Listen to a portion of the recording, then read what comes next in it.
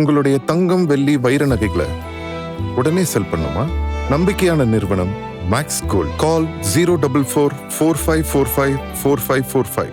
Maths Gold, cash for gold. இந்த வாரம் இன்னைக்கு ரிலீஸ் ஆகியிருக்கிற படம் வந்து தனுஷ் நடித்த படம். குறிப்பாக தனுஷுடைய படங்கள் எது வந்தாலும் அது வரத்துக்கு முன்னாடி அவ்வளோ ஒரு பரபரப்பு ஏற்படும். அப்புறமா அந்த படத்தின் மீதான ஒரு பேச்சு அடிபடும். அந்த படம் வந்து எப்படி தான்ப்பா இருக்க போகுது, தனுஷ் என்ன தான் பண்ணியிருக்காரு அப்படின்ற மாதிரியான ஒரு எதிர்பார்ப்பு கூடுதலாகவே இருக்கும். ஆனால் அந்த படத்துக்கு அப்படி ஒரு எதிர்பார்ப்பு கொஞ்சம் கம்மி. அது காரணம் வந்து படத்து மேலே கிடையாது, வந்து தேர்தல். விஜயோடைய அலை அந்த பக்கமும் அடிச்சிருக்குது. அரசியலில் மட்டும் இல்லை, கோடம்பாக்கம் பக்கமாக அடிச்சிருக்குது. அதையெல்லாம் மீறி இந்த படத்துக்கு நிறைய பில்டப்லாம் கொடுக்கல. வந்து இந்த படத்தோடைய டைரக்டர் விக்னேஷ் ராஜா, போர்த்தொழில் டைரக்டர். ஒரு போர்த்தொழில் பிரமாதமான ஒரு படம், அது மீடியாக்கள் கொண்டாடிய படம். அதுக்கப்புறம் இவ்வளோ பெரிய கேப் எடுத்து இந்த படத்தை பண்ணியிருக்காரு அப்படின்னு பல இன்டர்வியூலாம் கூட கொடுத்துருந்தோன்னு யாருக்குரிய ஃபர்ஸ்ட் ஆஃப் கதையெல்லாம் கூட அவர் சொல்லிட்டாரு. இதில் மூடி மறைக்கிறதுக்கு என்ன இருக்குதுங்க, அதுக்கப்புறம் வர கதைகள் தான், அதுக்கப்புறம் வர சீன்ஸும் கதையும் தான் ரொம்ப முக்கியம் அப்படின்லாம் கூட சொல்லியிருந்தாரு.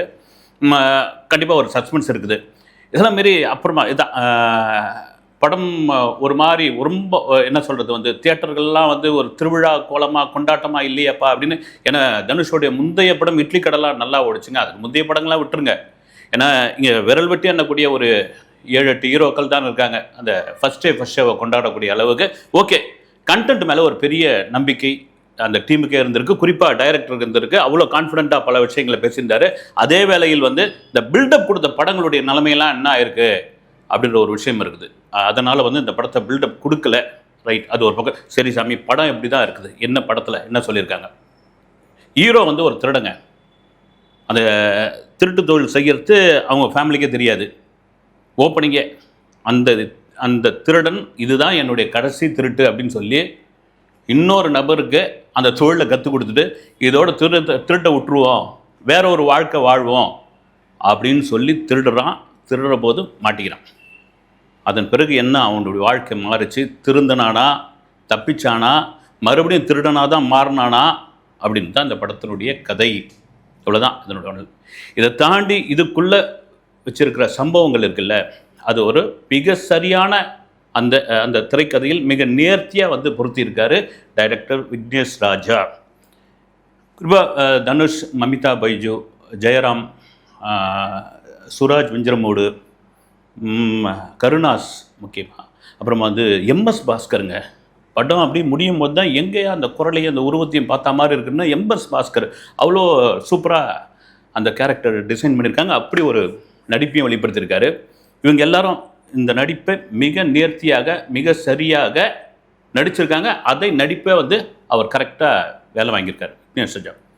சரி, படத்தில் வேறு என்ன அப்படின் பொழுது, இந்த படம் தான் போர்த்தொழில் ஒரு என்ன சொல்கிறது, ஒரு சஸ்பென்ஸ் த்ரில்லர். இது அப்படியானப்பட்ட படம் கிடையாது. வந்து ஒரு சமூக கருத்தை சொல்லக்கூடிய ஒரு விஷயம்.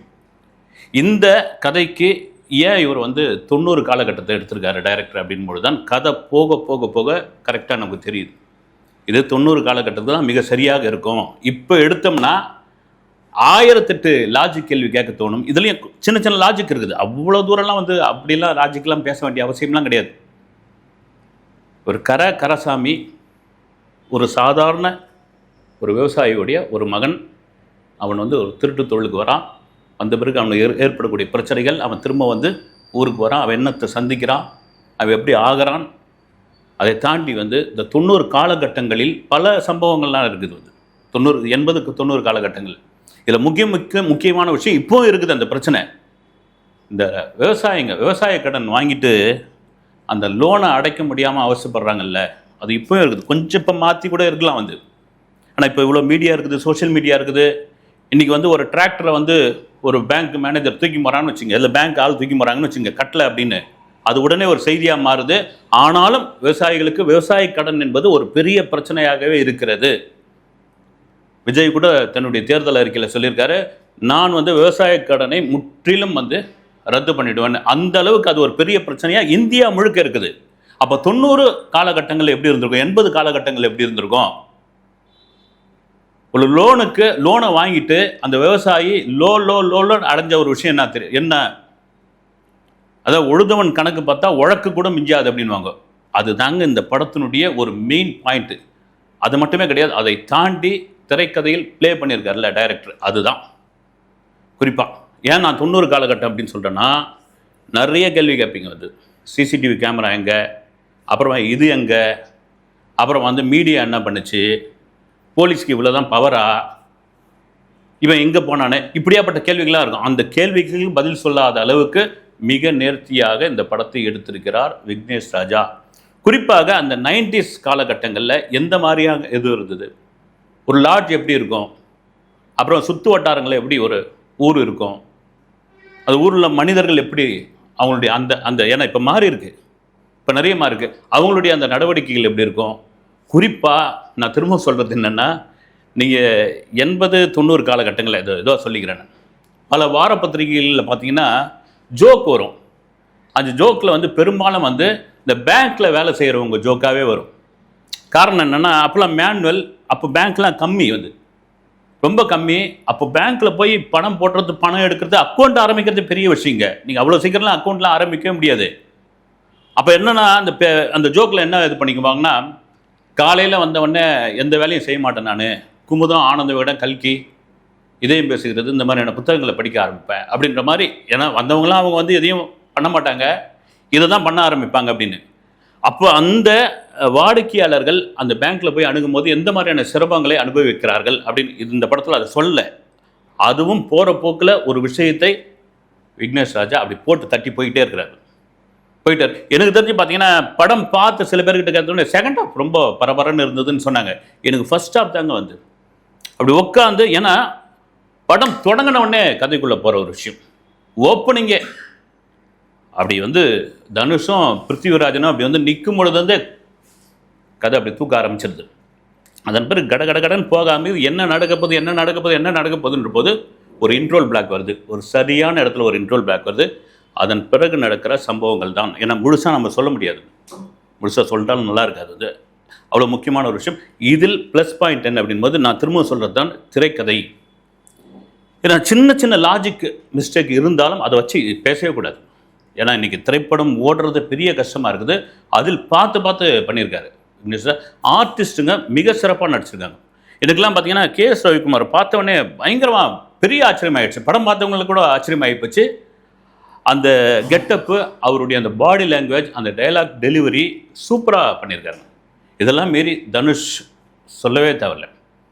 ஒரு என்ன சொல்கிறது, ஒரு ஓவர் ஆக்டிங் கிடையாது, அதுக்காக வந்து ரொம்ப தேமேன்னு வரதும் கிடையாது. அந்த கரெக்டான மீட்டரில் ப்ளே பண்ணியிருக்காரு. அதுதான் இந்த படத்தினுடைய மிகப்பெரிய பலம். அது சொல்லவே தேவையில்லை. அதெல்லாம் மீறி மமிதா பைஜு எப்பா அப்படின்னு ஒரு கேள்வி இருந்தது. மமிதா பைஜுக்கு வந்து பிரமாதமான ஒரு மேக்கப் போட்டிருக்காங்க, அவங்களுக்கு ஒரு காரணம். அப்புறம் கருணாஸ் வந்து தாய்மாமன் கேரக்டர் வராப்புல. எனக்கு இது தெரிஞ்ச கருணாசும் பார்த்தீங்கன்னா ரொம்ப நாளைக்கு பிறகு ஒரு ஒரு ஒரு சைலண்ட்டாக, இவ்வளோ தாங்க நீங்கள் நடிக்கணும், இதுக்கு மேலே நடிக்கக்கூடாதுங்க. ஏன்னா கருணாஸ்லாம் விட்டா அடித்து தூள் கிளப்பிடுவார் நடிப்பில், ஓவர் ஆக்டிங்கில் பொழந்து கட்டிவிடுவாப்புல. இவ்வளோ தான், இந்த மீட்டர் தாண்டவே கூடாது. அதை தாண்டி ஜெயராமுடைய ஒரு கேரக்டர் வந்து அதெல்லாம் நம்ம யூகிக்கவே முடியல. அப்புறமா நான் திரும்ப சொன்னது தான், MS பாஸ்கரா அதில் அப்படின்ட்டு படம் முடிஞ்சு வந்து இப்போ பக்கத்து சீட்டில் இருந்து சொன்ன பிறகு தான் தெரிய ஆரம்பிச்சது. இதெல்லாம் தாண்டி இந்த பிரச்சனை அந்த காலகட்டங்களில் இருந்ததா அப்படின்னு இன்றைக்கி இருக்கிற இந்த ஜென்சி கிட்ஸ் 90 கிட்ஸ் கேட்குற அளவுக்கு அந்த சம்பவங்களை நம்பகத்தன்மையாக செய்திருக்கிறார். அதை மீறி நான் திரும்பவும் சொன்னது, இந்த ஃபர்ஸ்ட் ஹாஃப் போயிட்டு செகண்ட் ஹாஃபில் வந்து எனக்கு கொஞ்சம் லேகாக இருந்ததுக்கான காரணம் என்னென்னா, ஒரே சம்பவங்கள் திரும்ப ஒரே இடத்துல நடக்கும்போது அதுக்கு லாஜிக்காக சொல்லியிருக்காரு. அது குறிப்பாக அந்த ராமநாதபுரம் மாவட்டத்தின் உள்ள அத்தனை பகுதியிலையும் அப்புறமா தெரிய ஆரம்பிச்சு. ராம்நாடுலாம் எங்கே இருக்குதுன்னு தெரியாதவங்களாம் வந்து இந்த ஊர்லாம் இருக்குதாப்பான்ற அளவுக்கு மேப் போட்டு சும்மா மேய்ஞ்சிருக்காரு டைரக்டர் வந்து. அப்புறமா நிறைய டீகோட்லாம் பண்ண ஆரம்பிச்சிருந்தாங்க இந்த படத்துக்கு வந்து. குறிப்பாக ஒரு பெரிய அருவாலை வச்சுக்கிட்டு ஒரு போஸ்டர் ஒன்று வந்தது, ஒரு ஸ்டில் ஒன்று வந்தது தனுஷ்து. எப்பா இது அப்படியே தேவர் மகன்பா, இது தேவர் மகன் தான். தேவர் மகன்லேருந்து ஏதோ ஒரு விஷயத்தை இவங்க சொல்லியிருக்காங்க, இல்லை தேவர் மகன் கதையை தான் உல்ட்டா பண்ணியிருக்காரு விக்னேஷ் ராஜா அப்படின் போது அதுக்கு ஒரு லாஜிக்கான ஒரு விஷயத்தை வச்சுருக்காங்க பாருங்கள். தேட்டரை வந்து கைத்தட்ட ஆரம்பிக்கிறாங்க வந்து. அதுக்கு என்ன, தயாரிப்பாளர் நடிகருமான PL தேனப்பன் வந்தபோதே எனக்கு கொஞ்சம் அப்படியே டவுட்டாக இருந்தது. அந்த நீங்கள் படம் பார்த்து தெரிஞ்சிங்க. இதெல்லாம் மீறி சுராஜ் வெஞ்சர்மூடு அவரும் வந்து ஒரு பிரமாதமாக ப்ளே பண்ணியிருக்கு. எனக்கு இந்த படத்தில் ரொம்ப பிடிச்சது என்னென்னா, யாரையுமே ஓவர் ஆக்டிங் பண்ணவே வைக்கலைங்க. ஓவர் ஆக்டிங் பண்ணக்கூடியவங்க தான் அவங்களாம். ஓவர் ஆக்டிங் பண்ணவே வைக்கல. அதுதான் படத்துக்கு மிகப்பெரிய சிறப்பாக இருந்தது. ஸ்ரீஜா ரவிலாம் இருக்கிறாங்கல்ல, அவங்கெல்லாம் பார்த்தீங்கன்னா இவங்க நடிகை கலைராணி இருக்காங்களா, அவங்கள மாதிரி அடித்து புரண்டு ஓன் கத்தி அமக்கலம் பண்ணக்கூடிய ஒரு கேரக்டர் அவங்களாம். சும்மா ஒரு 4 ரூபாய்க்கு நடினா 4 லட்ச ரூபாய்க்கு நடிக்கக்கூடியவங்க. ஆனால் அவங்க எல்லாம் வந்து நீங்கள் இதுதான் பண்ணுங்க மேடம், நீங்கள் இதுதான் சார் நடிக்கணும், இவ்வளோ தான் உங்களுக்கான டைலாக் டெலிவரி, அதை தவிர எதுவும் பண்ணாதீங்க அப்படின்னு அவ்வளோ அளவில் சிறப்பாக வந்து வேலை வாங்கியிருக்காரு. சரி, படத்தில் மிஸ்டேக்கே இல்லையாப்பா, மைனஸே இல்லையா அப்படின்னா, குறிப்பாக இந்த 90 காலகட்டங்கள் நடக்குது. ஒரு டிஎஸ்பி தான் ஃபுல்லாக வந்து ஒரு ஒரு ஒரு விசாரணையை வந்து தொடர்ச்சியாக பண்ணிகிட்டு இருக்காரு. அவருக்கு மேலே இருக்கிற அதிகாரிங்க கண்டுக்கவே இல்லையா, அவங்க இடையில் வந்து இதெல்லாம் கேட்கலையா, ஒரு மாவட்டம் முழுக்க நடக்கிற ஒரு சம்பவம், அந்த மாவட்டத்தில் கலெக்டர் அதை பற்றி கண்டுக்கலையா, அந்த மாவட்ட அந்த ஆளுங்கட்சியோட மாவட்ட செயலாளர், அமைச்சர், முதலமைச்சர் வரைக்கும் போவோம். மிக முக்கியமாக 90s காலகட்டங்களில் பிரிண்ட் மீடியா இருந்தது. அந்த பிரிண்ட் மீடியா என்ன ஆச்சு, அதிலே கூட ஒரு டைலாக் ஒன்று வரும். தந்தி நிருபரை கூப்பிட்டு இந்த இது வந்து எடுக்க சொல்லு, ஃப்ரண்ட் பேஜில் அவர் தான் கரெக்டாக எழுதுவார், எனக்கு அப்போ தான் என் ஃபோட்டோ பிரமாதமாக வரும்னு அந்த போலீஸ் ஆஃபீஸர் சுராஜ் வெஞ்சமூடு சொல்லுவார். அப்போ அந்த பிரிண்ட் மீடியாவுக்கெல்லாம் செய்தியே போவதா? ஏன்னா டிஸ்ட்ரிக்ட் ரிப்போர்ட்ரு, ஏரியா ரிப்போர்ட்ரு இவங்களாம் இருக்காங்களே, இவங்கெல்லாம் இந்த தகவலே போலையா பண்ணுற ஒரு கேள்வி நிச்சயமாக அதுக்கு ஏதாவது இயக்குனர் ஒரு 2 சின்ன சீனாவது வச்சுருக்கலாம், ஒரு டைலாக்லேயே அதை சொல்லி முடிச்சிருக்கலாம். அதெல்லாம் தாண்டி இந்த ஆர்டிஸ்ட் திரும்ப சொல்லும்போது எல்லாரும் பக்காவாக பண்ணியிருக்காங்க. டெக்னிக்கலாக அந்த படம் எப்படி இருக்குது அப்படின்னு, தேனி ஈஸ்வரோடைய ஒளிப்பதிவு ரொம்ப சூப்பரான ஒரு ஒளிப்பதிவு.